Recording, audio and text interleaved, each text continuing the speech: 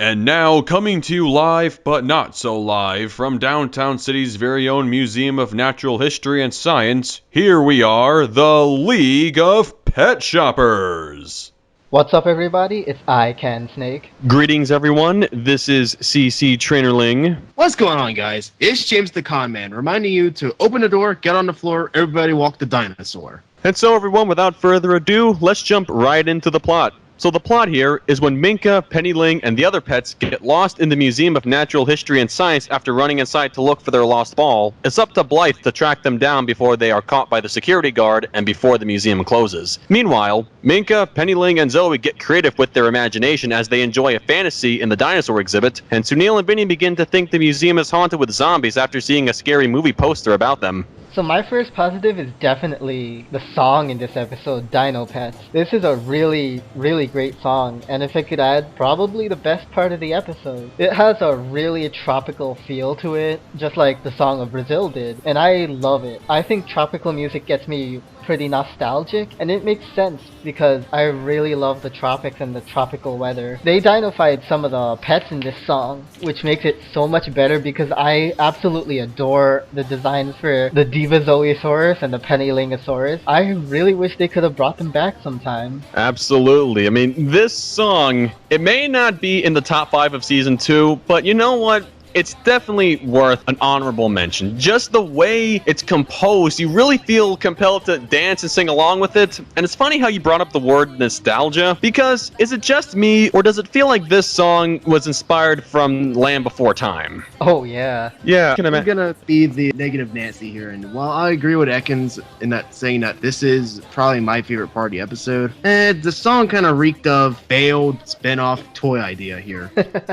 This seems like a jingle for a spin-off of Littlest Pet Shop, you know, new from Littlest Pet Shop, Dino Prehistoric Pets, or something like that. So, I don't know. Maybe that's what the intention was originally, but it just never came to fruition. I'm not gonna ding on the actual music, because, you know, it's pretty much the same standard we've come to expect from Daniel and the rest of his crew. So, you know, props for on the music side. And, you know, I'm with Ekans once again. You know, I did like the little tropical kind of feel, but that's kind of par for the course when we're talking dinosaurs and cavemen, and you know, you gotta have that marimba and stuff in there. But yeah, there's actually more just on the lower tier of songs for me, because again, it kind of felt a little unneeded, but at the same time, you know, it helped with the theming of the fantasy. Yeah. So, you know, I'm kind of torn on this. You know, I like the production and the idea, but at the same time, I think it was forced and unneeded. Well, I don't really think it was, you know, forced. It felt more of an inspiration just to start singing, because it's just like Zoe said, she was really impressed with the fantasy that Penny and Minka were able to create for themselves, and she, I guess you can say, got sucked into it, and she really just felt inspired to just sing a song. Well, I meant more forced, not from the pets, because, you know, they brought the house down. I'm just going to say that in this case. I'm talking from a production standpoint. It felt kind of forced, like they just needed some sort of filler with the episode.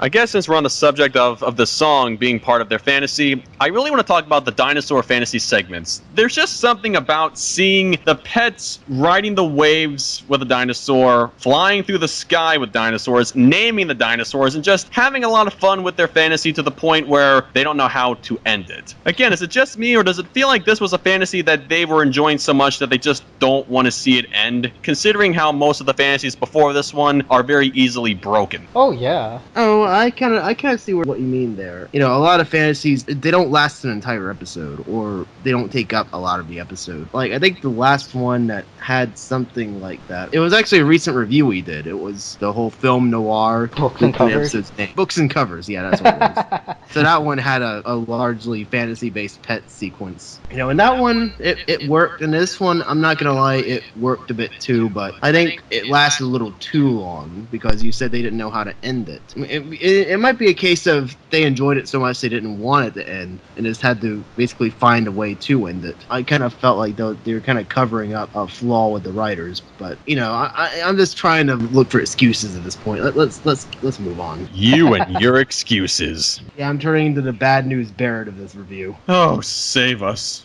Now, about these fantasies, we have to give a lot of props to Minka for these fantasies coming to life. There's just something about her getting so excited about prehistoric times that you could tell that she was going to be the star of this episode. The moment she started getting all excited about the dinosaurs, and even when she was playing around with the ball in the beginning. So much energy, and it never stopped once in the entire episode. Yeah, I could agree with that. She really wanted to play with that ball, but she didn't know how to use it. Like, she said, "What does the ball do?" But it's so adorably cute, especially when she was saying, "And that's how we do it downtown. Oh yeah, I'm the monkey, I'm the monkey." Okay, I'm gonna admit, Minka to me was the highlight of the episode because, I know I said earlier the song was the best part, but that I meant in context of the story. Minka as a whole is what saved this episode because she's so bloody adorable. And the thing you were just doing, CC, nailed it. She nailed it.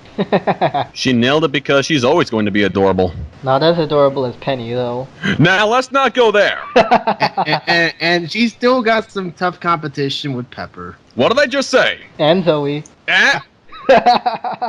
Anyway, moving on. My next positive would definitely have to be the security guard. I love how he has more involvement in this episode than in all the other ones that he's been a part of. I mean, first you see him working on the movie set in Lights, Camera, Mongoose. Then you see him working as a security guard during the Biscuit's quarter birthday. And then he's working as, I guess, a front desk agent at Fashion University North. This gets me thinking, is he just a freelance security guard who's employed by anybody? Probably he has assume twins. so. Twins. There's several theories here, and I'll touch on them, one by one. One is he could get fired from all of them and is looking for other security work. B, he could be a free agent and is working for anyone who will pay him the right price. Or, like Ekin said, he might just be the result of a cloning mishap to where every single security guard in downtown city happens to look like him.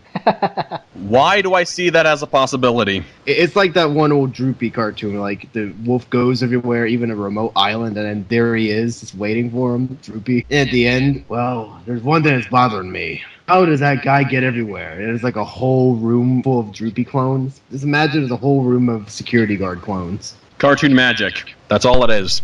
Yeah, I'm just gonna chalk up to the clone theory. I guess in a sense he might be like the Rancid Rabbit of security guards in downtown city. I understood that reference. Thank you! Oh yeah, I understand that reference.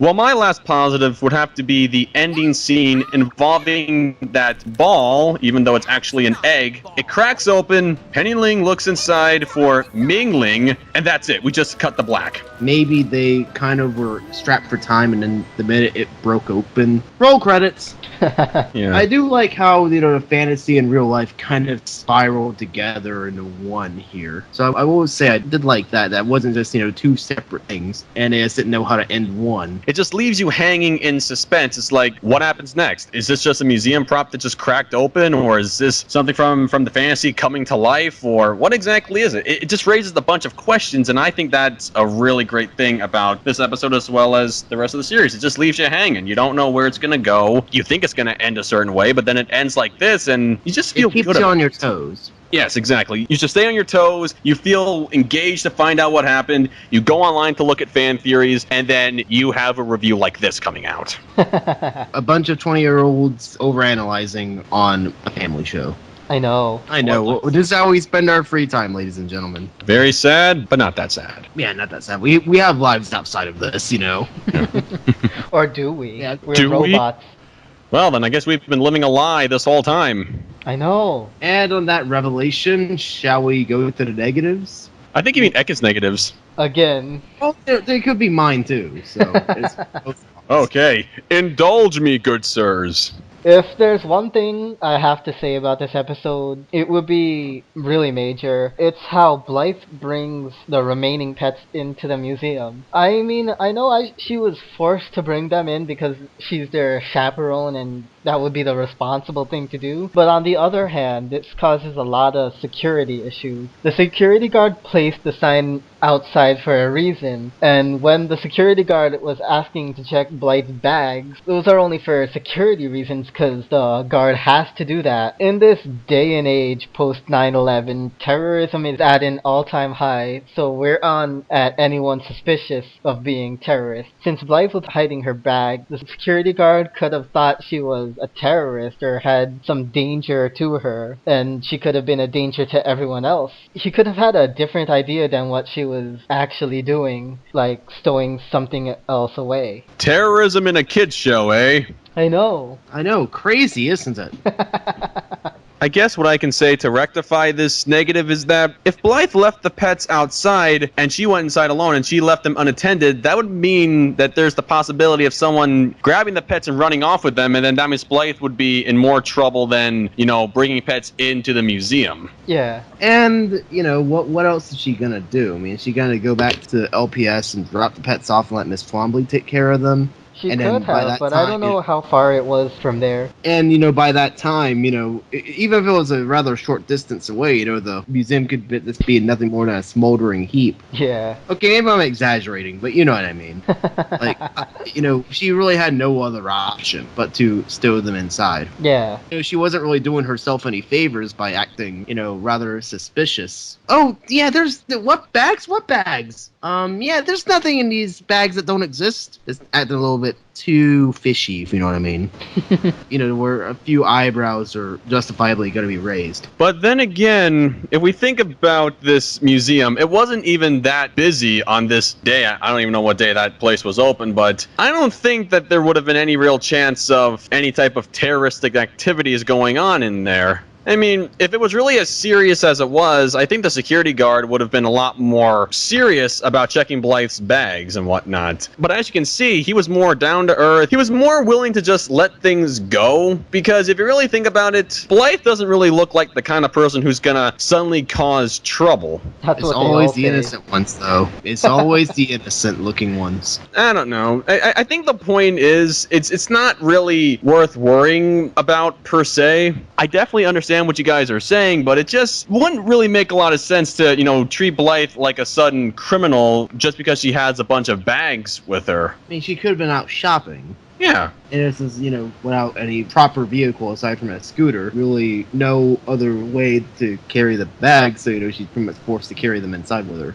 Another negative I have is the sign at the entrance of the museum. It looks a little too convenient. Does any other pets exist in Downtown City other than the exact pets and shapes and sizes they listed on there? Why are they so specific in banning those 8 pets? If they wanted to ban all pets from the museum, why would they only list 8? They would do so, I would think, by either having text saying no animals allowed in the museum. Probably that's one solution. Another thing I did notice, though, on the sign was that the pets seemed really familiar, and I checked it out, and it's actually the concept art to the main 7 pets plus Esteban Banderas. As seen in Blythe's Crush. Yeah. I think it's just a visual joke, if anything. You might be right, but still, it seems a little too convenient.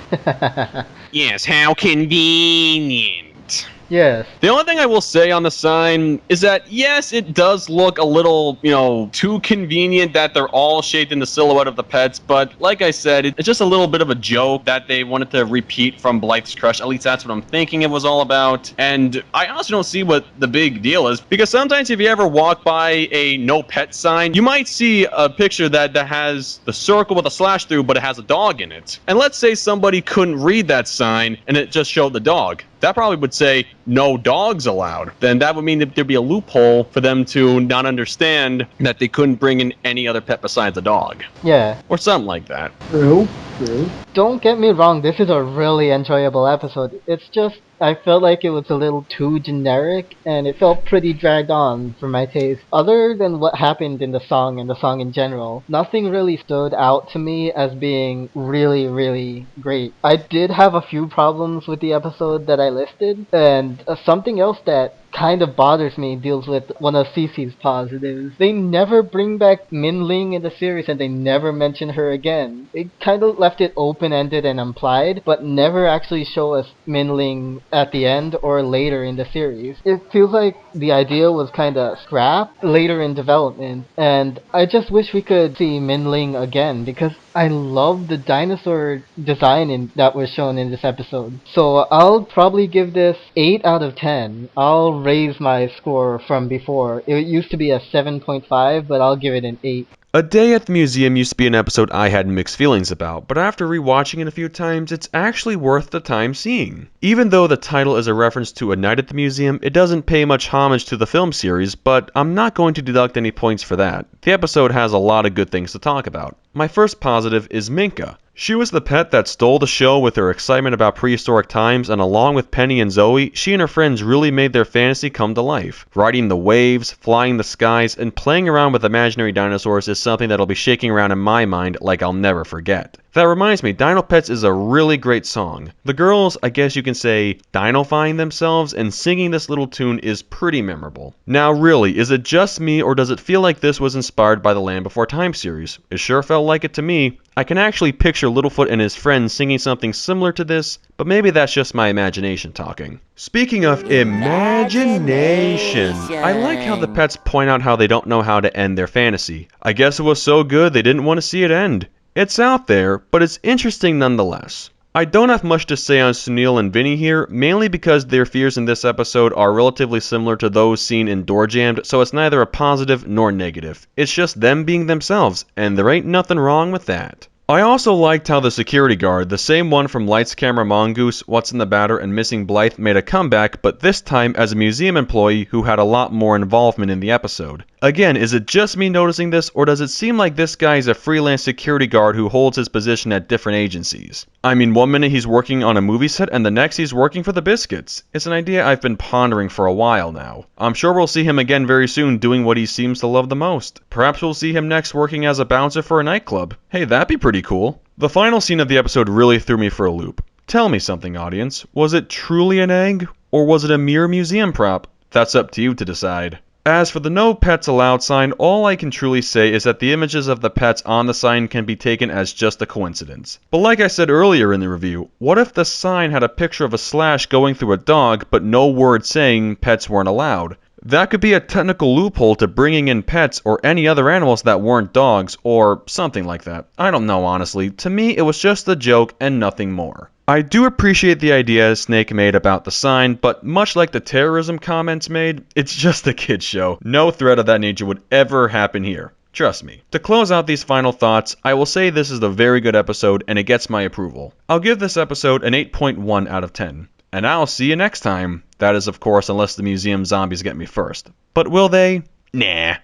I feel like I'm the only one who didn't actually care for this episode too much. I ultimately thought the episode was boring. Aside from a few key parts that were somewhat interesting or entertaining, like Minka's little moments and the song, aside from its sort of obvious, we're trying to pitch a new toy line feel, it wouldn't make too much of an impression on me. I'm not going to say it's terrible. I'm not going to say it's a bad episode, because it clearly isn't. I mean, a bad episode would be like if every element, animation, music, everything was terrible. And in this case, animation is still subpar, and I actually did like the Dino-Pet designs. I thought they were pretty creative. The music was, still on point, maybe a little more generic than usual, but still, it's the same quality we've come to expect from the series. That's about it. I'm kind of torn on this, because it did have some good bits, but for the most part, it was just boring and bland, so I'm going to give this a 5 out of 10. I'm sorry, guys. So next week, we're going to be reviewing Season 1 episodes, so let's see what the randomizer gives us today. Bring on the randomizer! Come on, big bucks, no whammies. And the randomized episode is Rustle Up Some Fun. Say! Yes! A nice little palate cleanser. You have no idea how long I've been waiting to do this one. Oh, Dude, wow. me too. I've been waiting so long. Finally! So this is ICanSnake. CC Trainor-Ling. Delivering some law, order, and justice in the LPS community, James Conman. And this is the League of Petshoppers signing out. See you next time. Peace out, home slices. Walk on home, boy. Hey, what are you kids doing in here? Oh, hi. We were just doing a review about a cartoon episode taking place in a museum, and we thought reviewing inside an actual museum would give us some inspiration, but this was the only empty room we could find on such short notice, so we just, You do realize you're in the announcement room, right? I could hear you over the intercom. Wait, you did? Yeah, I could hear your voices echoing throughout the building at random. What, was your hand on the switch or something? Sir, that's impossible. I can assure you that I never saw any switch. Oh, this switch. Right. Well, I guess all we can say is we're sorry? Sorry's not going to cut it, boys. You're coming with me right now. Ekans, this is all your fault. Yes, I know.